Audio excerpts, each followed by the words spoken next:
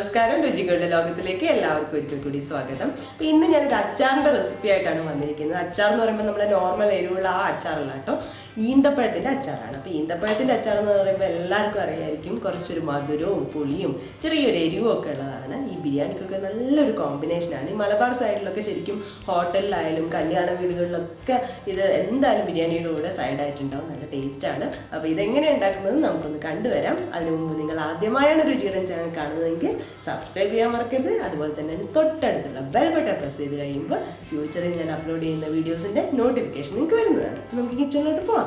ഇതിനു വേണ്ടി ഞാനിവിടെ 250 ഗ്രാം ഡേറ്റ്സ് ആണ് എടുത്തിരിക്കുന്നത്. ഇതിപ്പം കുറച്ച് നല്ല സോഫ്റ്റ് ആയിട്ടുള്ള ഡേറ്റ്സ് ആണ്. അപ്പോൾ അതിൻ്റെ കുരുവൊക്കെ കളഞ്ഞ് ഇങ്ങനെ ചെറിയ പീസായിട്ട് എടുത്തിട്ടുണ്ട്. നമുക്ക് വേണമെന്നുണ്ടെങ്കിൽ വെറുതെ അരച്ചിട്ട് വേണമെങ്കിൽ എടുക്കാം. ഇതിപ്പോൾ ഞാൻ പീസായിട്ടാണ് എടുത്തിരിക്കുന്നത്. പിന്നെ വേണ്ടത് ശർക്കര ചെറുതായി ചിരകി വെച്ചതാണ്. ഇതിപ്പോൾ ഞാൻ 175 ഗ്രാമാണ് എടുത്തിരിക്കുന്നത്. അപ്പം മധുരത്തിനനുസരിച്ച് ഇപ്പം കുറച്ചും കൂടി നല്ല മധുരം വേണമെന്നുണ്ടെങ്കിൽ ഒരു 200-250 ഗ്രാം വരെ ശർക്കര ഉപയോഗിക്കാം. ഇത് ഞാൻ ഒരു 200 ഗ്രാം പുളി എടുത്തിട്ട് ഒരു 2.5 കപ്പ് വെള്ളത്തിൽ, അതായത് 2.5 കപ്പ് വെള്ളം എന്ന് പറഞ്ഞാൽ ചെറിയ ചൂടുള്ള വെള്ളമാണ്. തിളപ്പിച്ചതിന് ശേഷം ഒന്ന് ആറാൻ വെച്ച് ചെറിയ ചൂടുള്ള വെള്ളത്തിൽ സോക്ക് ചെയ്ത് വെച്ചതാണ്. 1/2 ടീസ്പൂൺ മഞ്ഞൾപ്പൊടി, 1.5 ടേബിൾ സ്പൂൺ മുളക് പൊടി. ഇത് ഞാനിപ്പോൾ കാശ്മീരി മുളകാണ് എടുത്തിരിക്കുന്നത്. 4 പച്ചമുളക് ഇങ്ങനെ ചെറുതായിട്ട് അരിഞ്ഞു വെച്ചിട്ടുണ്ട്. വെളുത്തുള്ളി വട്ടത്തിൽ അരിഞ്ഞത് ഒരു 1.5 ടേബിൾ സ്പൂൺ ഉണ്ട്. ഇഞ്ചി നീളത്തിൽ അരിഞ്ഞതും ഒരു 1.5 ടേബിൾ സ്പൂൺ ഉണ്ട്. 1/2 ടീസ്പൂൺ കായപ്പൊടി, 1/4 ടീസ്പൂൺ കടുക്, 1/4 ടീസ്പൂൺ ഉലുവ, 1.5 ടേബിൾ സ്പൂൺ വിനീഗർ, 1/4 കപ്പ് നല്ലെണ്ണ, കറിവേപ്പില, ആവശ്യത്തിന് ഉപ്പ്. അപ്പം നമ്മുടെ അച്ചാർ ഉണ്ടാക്കാൻ വേണ്ടിയിട്ട് ഞാനൊരു പാത്രം സ്റ്റൗവിൽ വെച്ചു. അതിലോട്ട് നമ്മൾ എടുത്തു വച്ചിരിക്കുന്ന ഓയിൽ, അതായത് 1/4 കപ്പ് നല്ലെണ്ണയാണ് എടുത്തിട്ടുള്ളത്. അപ്പോൾ എണ്ണ ചൂടായിട്ട് വരുമ്പോൾ ഇതിലോട്ട് കടുക് ഇട്ട് കൊടുക്കുകയാണ്. ഇപ്പോൾ കടുകൊക്കെ ഒന്ന് പൊട്ടി തുടങ്ങിയിട്ടുണ്ട്. ഇനി ഇതിലോട്ട് ഉലുവ ഇട്ട് കൊടുക്കാം.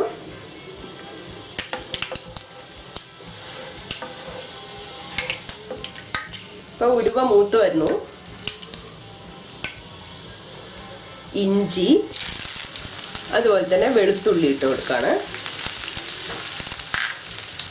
നന്നായിട്ടൊന്ന് വാട്ടി കൊടുക്കാം. എടുത്തു വെച്ചിരിക്കുന്ന പച്ചമുളക് കൂടി ചേർക്കാം. ഇപ്പം നല്ലോണം സ്റ്റവ് ഞാൻ സിമ്മിലാണ് വെച്ചിരിക്കുന്നത്. ഇതിൻ്റെ കൂടെ കറിവേപ്പിലയും കൂടി ചേർത്ത് കൊടുക്കാം. ഇതൊന്ന് ഈ എണ്ണയിൽ കിടന്നൊന്ന് മൂത്ത് വരണം. ഇപ്പോഴും അച്ചാർ ഉണ്ടാക്കുമ്പോൾ മാക്സിമം, അതായത് ഒന്ന് സിമ്മിൽ വെച്ചിട്ട് തന്നെ ഉണ്ടാക്കാൻ വേണ്ടി നോക്കണം. ഇനി നമ്മൾ കുറേ പൊടികളൊക്കെ ചേർക്കുന്നുണ്ട്. അപ്പോൾ പൊടികളൊക്കെ ചേർത്ത് വരുമ്പോൾ ഫ്ലെയിം കൂട്ടി വെച്ച് കഴിഞ്ഞിട്ടുണ്ടെങ്കിൽ അത് കരിയും. ഒരു 2 മിനിറ്റ് ഇതിൻ്റെ ഒരു പച്ചപ്പൊക്കെ ഒന്ന് മാറി വരാൻ വേണ്ടിയിട്ട്, ഒരു പച്ചമണമൊക്കെ മാറി ഒന്ന് വാടി വരാൻ വേണ്ടിയിട്ട് ഒന്ന് വഴറ്റി കൊടുക്കണം.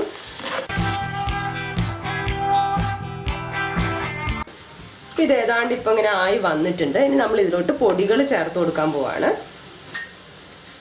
മഞ്ഞൾപ്പൊടി ചേർക്കാം, മുളക് പൊടി ഇത് ചേർത്ത് ഒന്ന് മൂപ്പിച്ച് കൊടുക്കണം. അപ്പം പച്ചമണമൊക്കെ ഒന്ന് മാറി വന്നിട്ടുണ്ട്. ഇനി ഇതിലോട്ട് കായത്തിൻ്റെ പൊടി കൂടി ചേർക്കാം.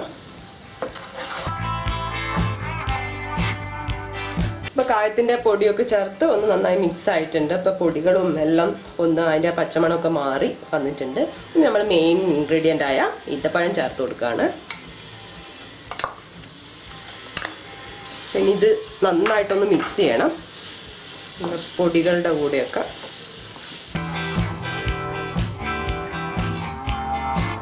ഒരു 2-3 മിനിറ്റ് ഈ ഒരു എണ്ണയിൽ കിടന്ന് ഇതൊന്ന് വെന്ത് വരണം. വെന്ത് വരിക എന്നല്ല, ഈ ഒരു മസാലയൊക്കെ ഒന്ന് ഈ ഡേറ്റ്സിൽ പിടിക്കണം.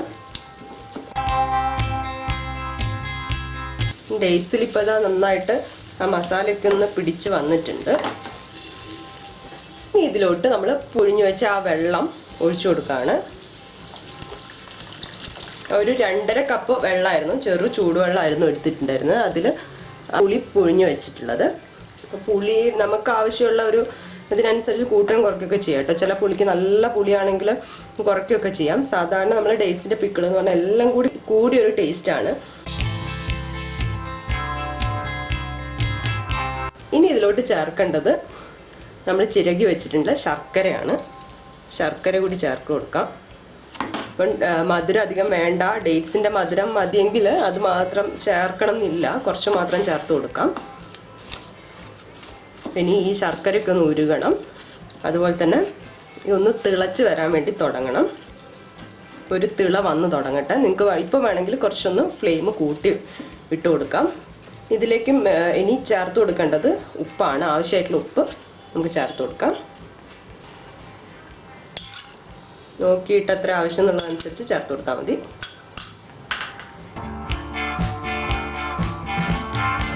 ഇത് നന്നായിട്ട് തിളച്ച് വരട്ടെ.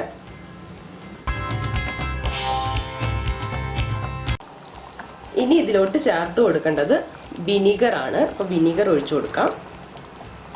വിനീഗർ ഞാനിപ്പോൾ ഒരു 1.5 ടേബിൾ സ്പൂണാണ് എടുത്ത് വെച്ചത്. അപ്പോൾ ഒരു പുളി നോക്കിയിട്ട് നമുക്ക് വേണമെന്നുണ്ടെങ്കിൽ കുറച്ചും കൂടിയൊക്കെ ചേർത്ത് കൊടുക്കാം കേട്ടോ.